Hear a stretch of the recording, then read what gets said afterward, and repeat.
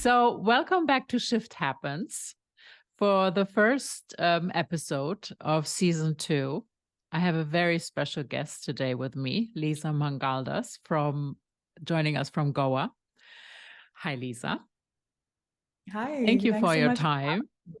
Yes. Thank you for having me, And Claudia. yeah, I mean, I'm super excited. So Leeza is carving out time, which is great because she's usually very busy educating India on sex and sexual pleasure. So I think that's such an exciting topic, and we will go into this later, of course, in more detail. Now, to start off, Leeza, I wanted to ask you a few questions. What is your idea of perfect happiness? Is there such a thing?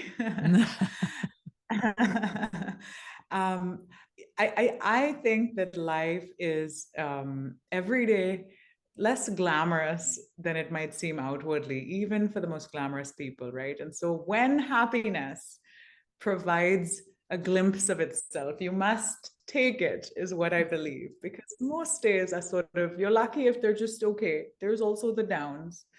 But when you experience perfect happiness, stop what you're doing and enjoy it. Very good. What do you most value in your friends? The ability to take your mask off. Like, I think we all wear a mask in daily life. You know, we pretend we're very responsible and tidy and we love our job and we love our parents and we love our kids and we're just so good.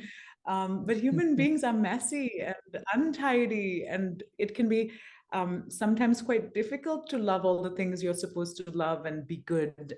And I think my most valuable friendships are the ones where they recognize and love the imperfect being behind the mask, and I can take the mask off and not worry about being judged or in any way undervalued because I'm not perfect. What is your most treasured possession? My most treasured possession, well, I mean, given what I do, I'm gonna say my vibrator. Okay, great. And what is your greatest fear? Ooh, my greatest fear. I wish I didn't fear it so much, but I definitely fear failure. Yeah, I think we all do. Big time. Mm. And the last question, what would you come back as? My dog. Mouse. Mouse. Oh, he has a hard life, right? No, I mean, jokes aside, I would love to come back as an element like water or fire or wind or something. I think that would be pretty cool, where you're such a big part of life and yet perhaps don't experience life in the way that sentient beings do. Now we know you a little bit better, and I would love to jump right into your pivotal moments. And you said they really have to do with your career. And of course, I'm super curious how, with your background as a journalist and TV presenter and media person, how you made this decision to start a platform on sexual education. What was the So reaction in the family? You know, like all these questions I'm wondering. luckily, my family really champions my work, and I never had to explain it to my family. They totally understood the value of it from the get-go, and I think that makes doing this work much easier. Particularly in India, I think a lot of families um, would be resistant to the idea or stop their kid from talking about sex. Especially an unmarried woman talking about sex is still like somewhat transgressive, I guess.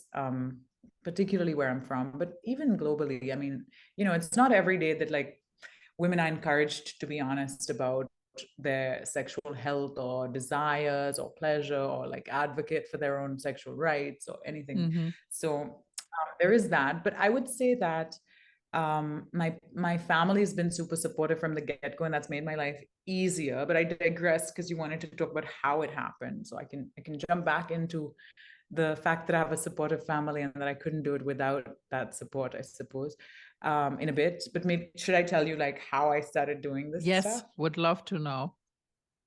Okay. So So how this shift happened from being in media and working as a journalist to deciding to become yeah. India's most famous sex educator.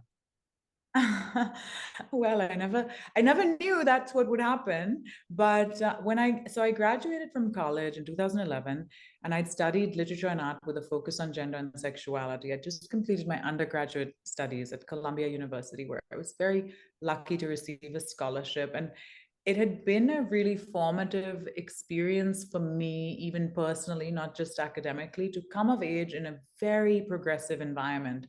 And I'm not saying all of the US is progressive. I mean, some parts of the US are like, more backward than some parts of India, to be Yeah, honest.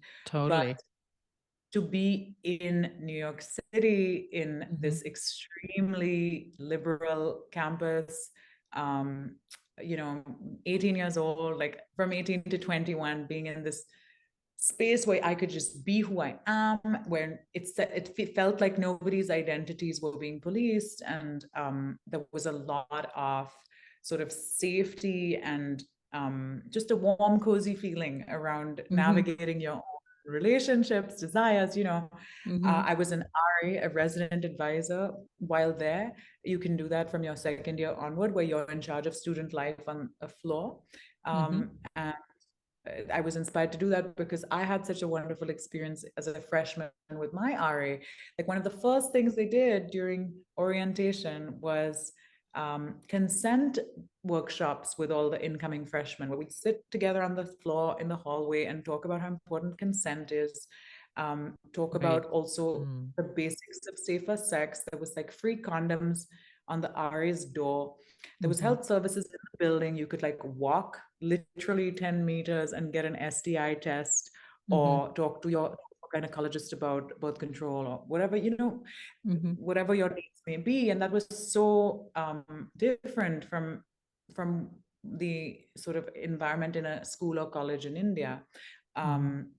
You would never have free condoms on a door, and obviously everyone's 18 and Yeah. above, and so it's adults, but still I feel like there's this charmed circle of like legitimacy around sexual experiences, where at least in the Indian cultural context there's still a huge emphasis on sex only after marriage, ideally with a opposite sex, same religion, same caste partner, with the intent Hmm. to have kids, and anything other than Hmm. that is like lesser than or shameful or frowned upon or something you have to hide.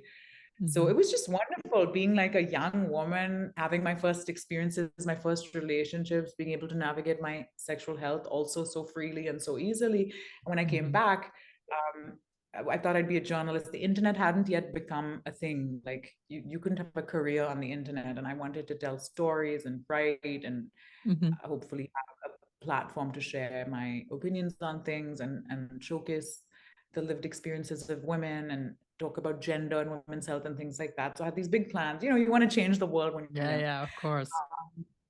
And unfortunately, sorry, so I feel like I've given you little vignettes of different things, but I wanted to just set the stage for the fact that the first Yes. experience I had of the power of peer-to-peer sex education was in college. At that Yes. point, I didn't know that I could perhaps try and create a project like that myself, but it was very formative. Like it created a lasting impression. Yeah. Back and wanted I thought I'd be a journalist, because the idea of being a social media figure wasn't even a thing. Like if you wanted to be in media, you were going to be in traditional media.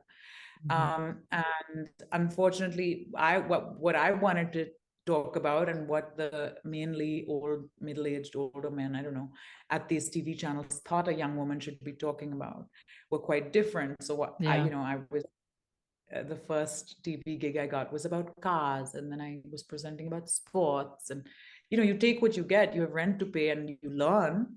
I learned a lot of Mhm. transferable skills, whether you're presenting about whatever. You'll still learn about production, and just talking live about something you don't care about, if you can do that convincingly, you can definitely talk about what you do care about.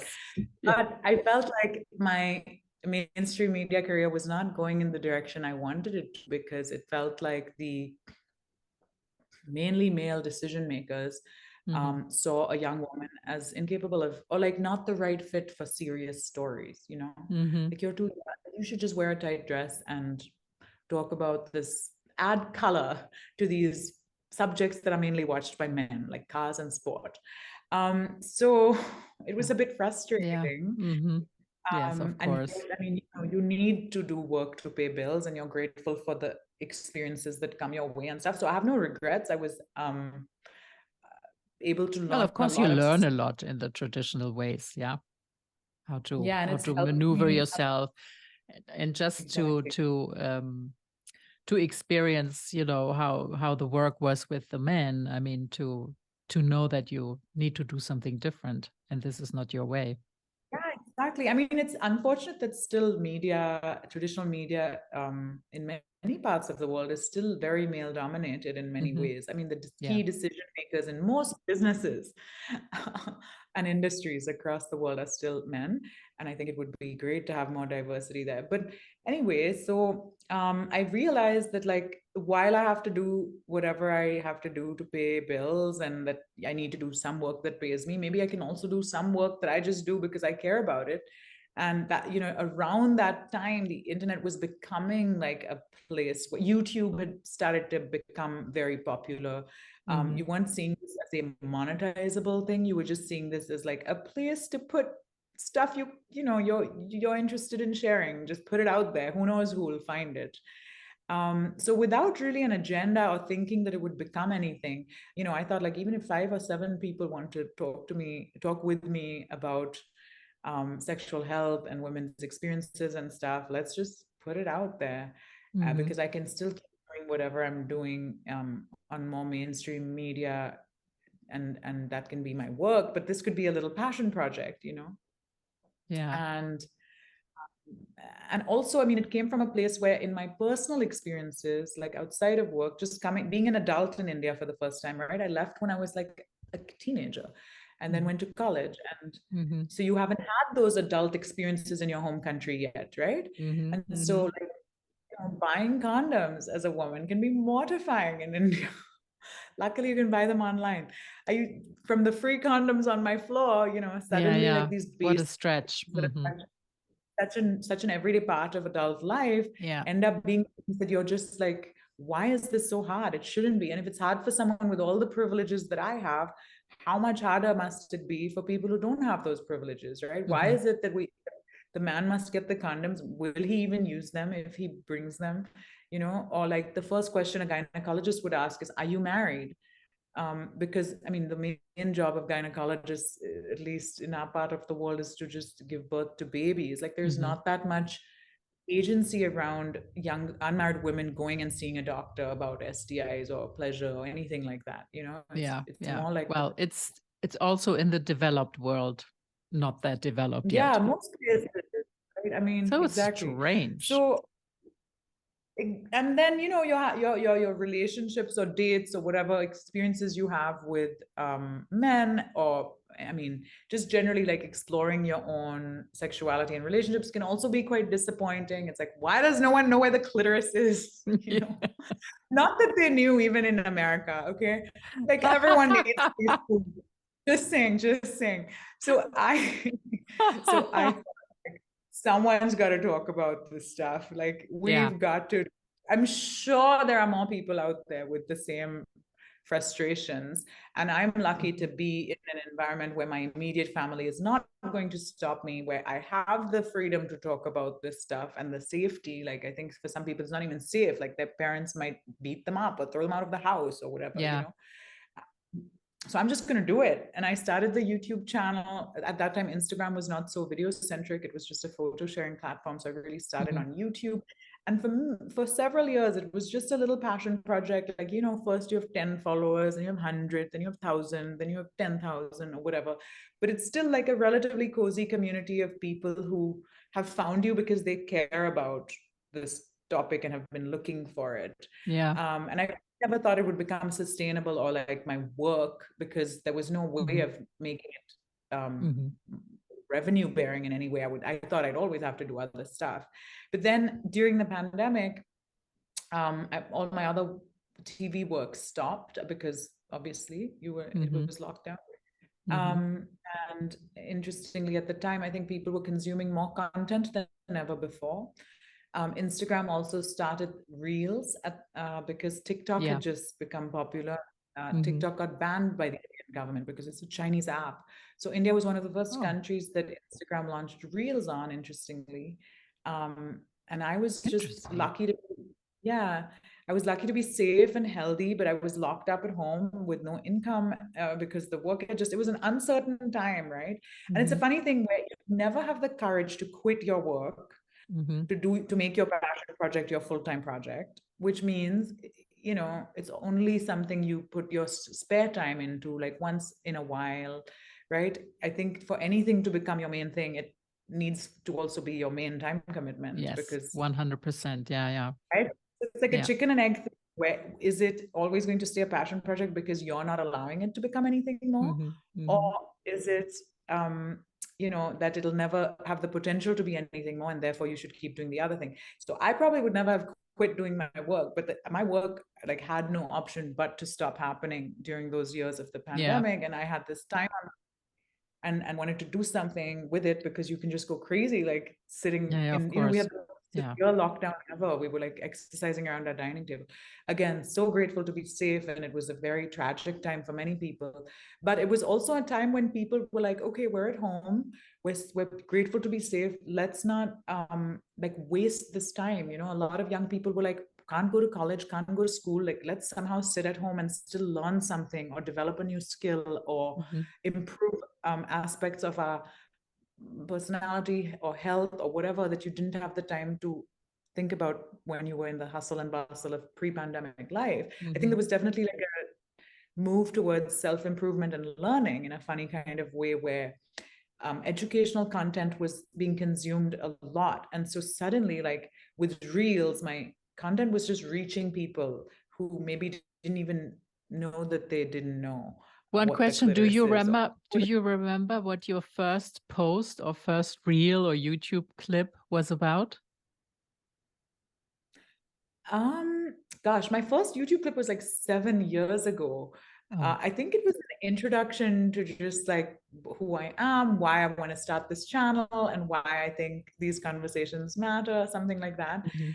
And on Reels, I think my first reel was about how, while most people think that what matters for good sex is like how big your boobs are or how big your penis is or something like that, actually, what really matters is, communication and Mhm. um, being able to understand each other's preferences, and like be it stuff that doesn't have to do with appearance, how vulnerable you're able to be, etc. So it was, I mean, I never put this stuff out there thinking it would go viral or thinking, you know what I mean? I had Mhm. really no agenda. I just Mhm. felt like, let me put this out there, even if 10 people listen. When you're starting out, like even to get 1,000 views feels like, wow, I know. um, I know. Tell me about it. Yeah.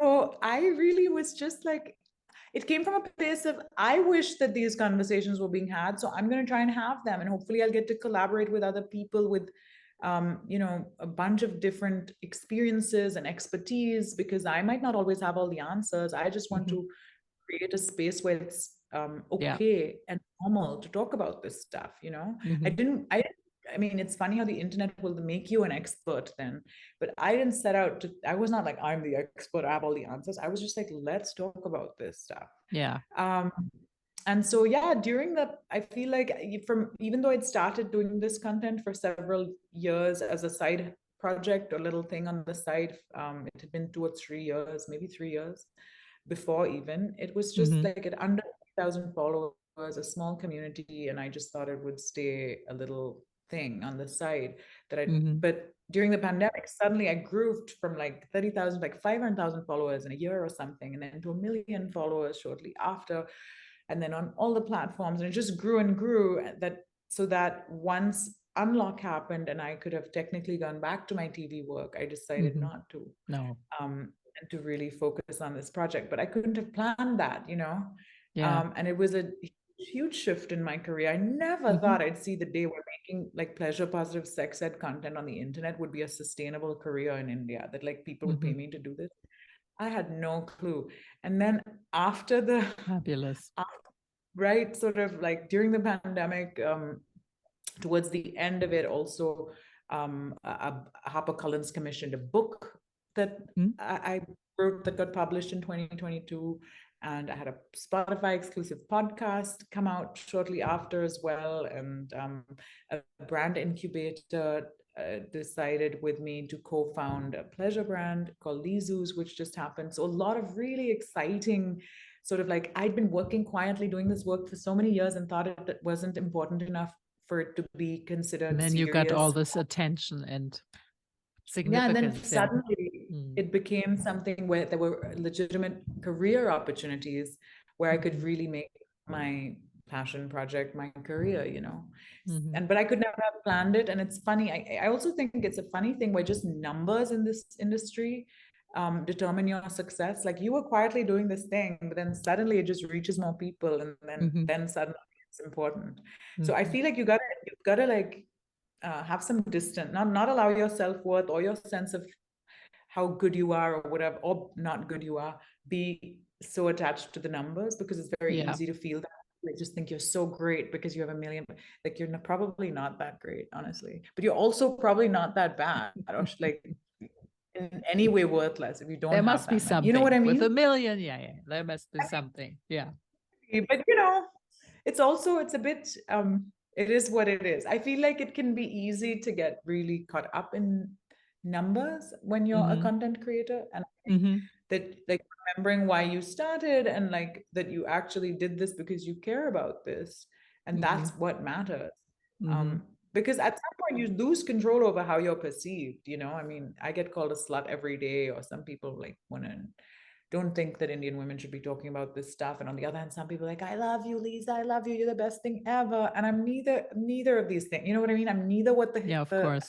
neither the It's adulation yeah, it's a lot of projection, of course, yeah, it's when you're a a lot of public projection. person. I of course went through your Instagram and watched some reels and read about you and listened to what you say. And I was really smitten because it's so clear and upfront and friendly and inclusive and just matter of fact. Yeah.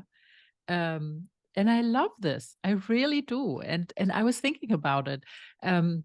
Why I love it so much, you know. Am I a prude German? I don't know. But for example, certain expressions, I don't know how they sound in Hindi, but for example, pleasure in German, yes, there are translations, but they just don't, carry you. Sure. The That's sound right. doesn't carry you into a certain feeling at all. So I was wondering if that also plays into it. Yeah, just the plain language and how it sounds. And because I think I mean, yeah, it's something, Yeah. for example, in Germany that is not yeah, everybody should Yeah, tune no, in absolutely. and subscribe to you. Thank you. It can be quite difficult to talk about sex and sexuality in Hindi because, unfortunately, a lot of the words used for body parts or to do with sex have the connotation of an insult. Like it's very vulgar or jarring to say the Hmm. word for vagina or penis or something Hmm. in Hindi, because they're just not spoken, right? The only time you would use them is when you're insulting someone, or I mean, Hmm. even in English, like we do Yeah. have insults that are these words, right? Yes. Um, but I guess there's also the sort of like anatomic sciencey words around these Hmm. that become kind of universal. Like in most parts of the world, people will know Hmm. what a vagina is, I guess. Hmm. Um, without you having to use the slang terms. I mean, it's unfortunate that the languages of a more local language, which would be really wonderful to be able to speak in. Mm. um, you might not have this sort of, what you're trying to say might land a bit too like, whoa, if you use those words, because nobody Mm-hmm. uses those words. But it would be Mm-hmm. nice if we Mm-hmm. could normalize the use of words or invent new words that didn't have Mm-hmm. the register of insult. Like Mm-hmm. particularly women's anatomy is like unspeakable in most languages, right? Mm-hmm. Um, Almost any Interesting. language Mm. universally, like the word for vagina will be an insult or some kind of like unspeakable word. Um, and I think that to some degree, I mean, because India was a British colony, and also because just of the sort of, how ubiquitous English is globally, I think most languages have a version, right? Like Spanglish or Hinglish or Yeah. whatever. Yeah. So in India too, a lot, and also because of like technology relies so much on the English characters that people will even write Hindi in English, like Mm-hmm. phonetically just spell out the word in English. So the familiarity with English is there, Mm-hmm. and you can use those keywords in English, and I think that also then reaches a global audience because more people can understand the content. So yeah, but I wish that there were more words for all of these aspects of the body and sexuality in Mm-hmm. global languages that felt Yeah. easy to say and friendly and positive, as Mm-hmm. opposed to rude or confronting or jarring. And Yeah. unfortunately now the social media It's actually platforms are, interesting to think about it. I wonder when it started. Yeah, that particularly the words for the sexual organs, so to speak, became such a negative and insulting connotation. yeah, I mean, I suppose even like the biblical story of the original sin and the idea Mm-hmm. that they had to then cover their genitals with a fig leaf, this association of shame with Yeah. sex and sin, sex and things. There's definitely like a history, a Christian and colonial history to like disseminating that idea across the world to some degree. I mean, various religions also have those ideas. I suppose it's about control, really, right? If I think that in a Mm-hmm. society where there's no shame associated with sex, and I don't think there is well, I don't know of any large um, urban society where it's absolute. Maybe New York City, uh, where there's less of an association with shame. Like people are harder to control, right? You're Mm-hmm. busy having a good time. If you're not made to think that having a good time is shameful. So I think like very systemically, like we're controlled to believe that we must spend like 9 to 5 working, and the only acceptable context within which to have a relationship is your nuclear family with your husband and your kids, Mm-hmm. and then you should like the whole day is structured in such a way that you're only able to allocate your time to being productive and a good Yeah. citizen and family member. It's not really about you personally and who you are and what your desires are. So I think it can be quite liberating when you recognize that like this is so oppressive and artificial, and I don't actually have to conform to this. Mm-hmm. But sorry, I've digressed. I'm really touched that you talked about my content in the way that you did, where you said that you like that it's friendly and accessible, and because that's so much a part of what I wanted to do. I think that unfortunately, sex ed communications, when delivered by the officials sort of tasked with delivering this information, if they're tasked at all, Mm-hmm. whether it's teachers or doctors or family planning people or policymakers or public health professionals, like it's often so boring, and Oh, it's yeah. administered as if they themselves would never have sex, like some Mm-hmm. dude in a white coat like talking about how bad it is that you had unprotected sex and now you'll get HIV, and the HIV leads to death and devastation. You know what I mean? As opposed to speaking of it as a normal and joyful thing that Mm-hmm. like even I enjoy. It's not just other weird people who do this thing. Even we do it. It's cool. And like it's something that we can talk about without resorting to the most roundabout textbookish way of saying something. Like speak Mm-hmm. in the way that people speak to their friends, you know like what if you're trying to tell a young person about the benefits of condom usage, what are they going to click on, right? Like reasons why latex prophylactics result in superior contraceptive outcomes, or like 10 No. reasons to use condoms to spice up your sex life. You know what I mean? So I feel like it's important to have fun doing this and to make it Yeah. seem like something everyone should know, not only people Yeah. who aspire to work with the UN or something, you know. Yeah. So that was very much my intention to like, instead of trying to make it super academic or technical or serious, like it's got to be Bring the important information lightness. to that people want to watch and believe it'll actually benefit their life. I think also acknowledging pleasure, like if we only talk about death, danger, disease, and pregnancy, though that's not really the main reason. Like people, Mm-mm. most people have sex for pleasure. And if we don't acknowledge the most important or like one of the most fundamental reasons that motivates people, then why would they want to pay attention to all of this stuff that you're talking about, the consequences and risks around, you know? Mm-hmm. What I also liked was that you emphasize quite a lot, or maybe it was just the reels that I saw, the consent issue, and and also try, this educational part. I felt, yes, for partners or potential partners to really make sure that there's consent, yeah, which Yeah, of course. requires to be so open about it, and to not just get on with it and hush through Exactly. it. Yeah.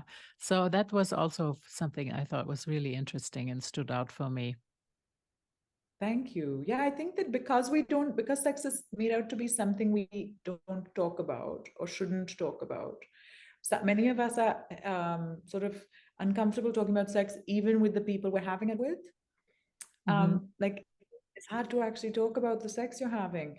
And then also, most of us are terrible with dealing with rejection, right? Mm. And I think that learning both to say no as well as to be on the receiving end of a no in a way that you know is not so devastating personally, where we create an environment where like radical honesty is the norm, where I'm not going to be hurt if you don't want to do something with me. I would be hurt if we did something you didn't want to do, you know. Hmm. So I think that yeah, talking about this stuff, even, I mean, of course, a gross consent violation is awful, sexual assault or something like that, you know, when we think it happens with some stranger, like a monstrous stranger in a dark alleyway. But the fact is that while that happens, most people's experiences of their consent not being heard or things like that is with people they know, you know. It's often with a Hmm. partner or someone, a friend, a family member, like Hmm. things like that. It's Hmm. normally someone known to the survivor, right? That and so therefore, I mean, what does it say about what we were saying, that like we need to be able to talk about this stuff more. Yeah. It's so important. A culture of silence and shame serves nobody. No. No, absolutely. So, and you are growing. You talked about the book that you released in 22, and then you talk about, but you haven't talked about yet about Lizus. Yes, I'd love to talk about it. That's definitely another sort of, I think it might be quite a pivotal shift as well, because as a content creator, I've really been like this one man army, you know, just doing everything myself. And in some ways, it's quite, while you're talking to what can feel like thousands of people, but by the numbers you see on the video, you're really just alone in your room talking, Hmm. unless you're at an event or something, you know, it's quite sort of insular. And more recently, over the last 10 months or so, um, you know, sort of creating a tangible product that is actually an extension of all that I've been doing as an educator, but also, I mean, co-founding a business where now, you know, there's a team and you have to think about various Hmm. aspects of any DTC or e-commerce brand, such as shipping and payment gateways and legal. Hmm. Like, there's Hmm. so much stuff, right? And whether you're Hmm. selling vibrators or doorknobs, you've got to think about it. I Yeah. came into this with the vision that, like, I hope, you know, 1 million Indian women have orgasms, but whatever. But the reality of running a business is that no matter what it is that you do, you also have to have all of the structure and stuff Yeah, in place. So it's been of course. exciting also to learn what it takes to set up and run a business. I'm really grateful to have wonderful co-founders, but it's really exciting. I'm really motivated by challenges and learning new things. And I think that, so far my work had really been involved around the ideas. Mm-hmm. Um, and now to have also this very tangible, like kind of, I don't know, uh, to have this sort of work that requires certain skills that I thus far hadn't had the opportunity to acquire because I was Mm-hmm. creating a non-tangible product, like it was Mm-hmm. just a Yeah, video. of course. Yeah. So I the think tangible that's products are range from vibrators toy to and lubricants. Yeah. Well, as an educator, I would have so many women reach out to me being like, why is sex so uncomfortable for me? Or why is sex painful? Like I watch Mhm, movies or read romance novels and or porn, and like women seem to be enjoying themselves. I don't think I've ever enjoyed myself during sex. I stare at the ceiling fan. I've been married 10 years. I don't think I've ever had an orgasm. Why is sex always so painful for me? Things like this, and I think lubricant, for example, is such an easy fix for more comfortable sex, but many people have never used it yet, or never mhm, even heard about it. mhm, And with regard to um, sex toys, I think for a lot of women who might not have had the uh, permission that they maybe even gave themselves to explore their own pleasure. Like your own body can be a bit mysterious to you. You don't know what gets you there. Your partner probably doesn't really know what gets you there, but you can't tell them what gets you there either. So it's really frustrating. It's like, why is yeah, something wrong with me? And we're fed these myths that like women's pleasure is really complicated, it takes really long, it's too much to ask for, you probably have to fake it. Like he's just gonna get done and the sex ends when he comes, so you might as well just like tolerate it, get on with it. and Yeah. especially culturally we get this messaging that like sex is, women are supposed to have babies, not orgasms. It's a site of pain and shame. Like this is just your wifely duty to your husband, just tolerate it, as opposed to participate in it. Or even being confident or assertive is like a signal of the fact that you're experienced and you're supposed to be a virgin till you're married, so you shouldn't even Mhm, seem like you know anything. Like there's a taboo associated with just knowledge. Like good girls shouldn't even Google this stuff. mhm, So it's so sad that, but that is the reality. And so I found even in my own life, like as again, and I say, like despite all the privileges and how liberal an environment, I'm as subject to that conditioning as anyone else. And mm. I'd never masturbated. Like I was like 26 when I masturbated for the first time because I thought I was having sex and like that's the real deal. And I don't know, like I don't need to masturbate. Like vibrators are weird. I don't know why I thought those things, but I was as subject to that conditioning as anyone Well, else. we And are I had conditioned like this. we're Yeah. conditioned like this. And then Mm, I happened to speak to a bisexual friend actually once who had been dating women for a long time. And then she had a breakup with her girlfriend and started dating a man. And she was like, Leeza, I don't know how you straight girls do it. Being with a man in bed has to be the most boring and disappointing thing ever. I would rather just sit home with my vibrator. I don't even have to shave my legs. And I was like, a vibrator. And this was a few years ago. And in India, you couldn't get vibrators. Like until very recently, it was very difficult to get a vibrator in India. It is not something that has been easily available until literally like 2 years ago. mhm, So thanks to brands like Leezus. yeah. So I feel like at the time, like most people in India would not have tried, unless you traveled abroad and brought one back or something like that. It wasn't a product that was easily available and widely used. So you didn't even know what you were missing. Even lubricant, like getting good lube, was not something that you'd see in the pharmacies and stuff until recently. You'd have these like very flavored lubes by the very mainstream condom brands, cheap lube that Mhm, just looked mhm, like it was going to give you a yeast infection. Like it didn't seem like a product that you actually want to use, or it mhm, wasn't marketed to women even. All of this stuff, like sexual products are only marketed to men. They'll have like a scantily clad woman on the packet, and as if it's only for men's pleasure. Like the assumption around many of these products in the marketing is that a male buyer is going to purchase this. They weren't even thinking about women, you know? So anyway, long story short, lube and toys in my own life were like absolutely revolutionary. When I used a vibrator for the first time, I was like, oh my goodness, I can have an orgasm in 3 minutes, like every single time. How did I not know this? I need to shout it from the rooftops, you know? So many years ago, when I started the content on YouTube and Instagram as well, I would talk about this stuff. Unfortunately, they were not available here. And at that time, I had no idea I would start my own brand. But again, just like the seed of something of like, wow, these products have really changed my life. Like such simple solutions to more comfortable, more pleasurable, more gender equal pleasure in the bedroom. Mm.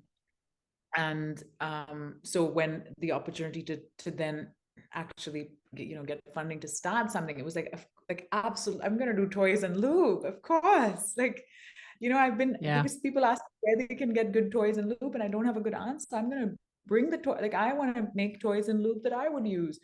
And a lot of men would also write in being like, and because age Yeah, of I first was just sexual gonna experience. ask about this, like who your main audience is. Yeah, it's pretty gender equal, and actually, I would say, Mm-hmm. the Indian internet has more men than women because of just the gender inequality that is much more Mm-hmm. macro level. If there's one Mm-hmm. phone in a family, it's going to belong to a man. If there's one Mm-hmm. credit card in a family, it's going to belong to a man. Mm-hmm. So men still have more purchasing power and more internet access, and definitely feel more entitled to searching for information about sex than women do. So I would say that there's probably maybe like a 65-35 gender split in terms of Mm-hmm. even my audience, men to women. And men are often the conduits of this information. Like women will be like, my boyfriend sent me your videos, or my, like a male family member had to take me to the gynecologist in order to get the HPV vaccine, which I saw you talking about on your page, or because so often our access to resources requires like a man to be the link. Mm-hmm. Someone's got to drive Mm-hmm. you to the gynac, someone's got to pay for it. Like only 20% of India's women work. So unfortunately, like not unfortunately, the reality is men have to be come on this journey as well. Mm-hmm. We can't do it alone. And Mm-hmm. like, I feel like there's a responsibility from men. They better come on this journey. And I Yeah, think they yeah. also have so much to gain from it. They have so much to gain from it. So many men also write in with such a deep concern about their own sexual prowess. Like, am I big enough? Am I hot enough? I don't worry if I'm going to be able to satisfy my wife. Do I last long enough? And also, like, I've never had sex. In India, the access to sex is so policed that many young people only have sex for the first time after marriage. It's an arranged marriage, and women tend Mm. to get married younger than men because the biological clock is ticking or whatever, and Mm-hmm. men should be Mm-hmm. rich or stable. Or that's the arranged marriage is like an economic relationship, right? Or Yeah, it's very yeah. transactional. Mm. So I think to some degree, there's a lot of as education levels rise, women getting married a bit later, which means men are getting married even later, which means there's a lot of men who are like 25 plus and have never had sex and worry that they're missing out. And I think even there, like having a sex toy or something to alleviate some of your FOMO, your fear of missing out, Yeah, yeah. can be a fun way to like get in touch with yourself. Like I've had men reach out being like, I really love having this sleeve. We have a really sweet, like very innocuous looking blue sleeve called Tufan. It just looks like it could be a pencil case or something. It's not like a dismembered body part.